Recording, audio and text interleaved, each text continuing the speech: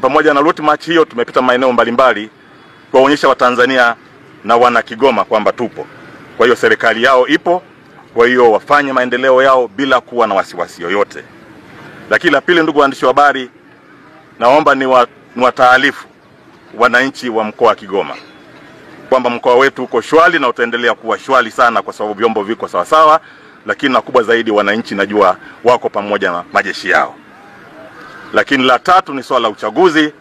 Niwahakikishie sisi majeshi ya Jamhuri ya Muungano wa Tanzania tumejipanga vizuri sana kuhakikisha kwamba siku ya tarehe 29 Oktoba 2025 wananchi wote waliojiandikisha kupiga kura mkoa wa Kigoma wataenda kupiga kura kwa usalama na kurudi kwenye maeneo yao ya kazi vizuri sana bila mashaka yoyote. Kwa hiyo niwahakikishie kwamba usalama umepangwa vizuri, majeshi yetu wako vizuri yote kuhakikisha kwamba uchaguzi unafanyika vizuri ndani ya mkoa wa Kigoma bila mashaka yoyote. Tushirikiane kuhakikisha kwamba uchaguzi unafanyika kwa amani na utulivu. Na wale ambao watataka kukengeuka, sisi unapotaka kuvunja sheria, sisi tutashughulika na wewe. Na siku zote majeshi yetu tunashughulika na wale ambao wanataka kuvunja katiba ya Jamhuri ya Muungano wa Tanzania na kuvunja sheria za Watanzania.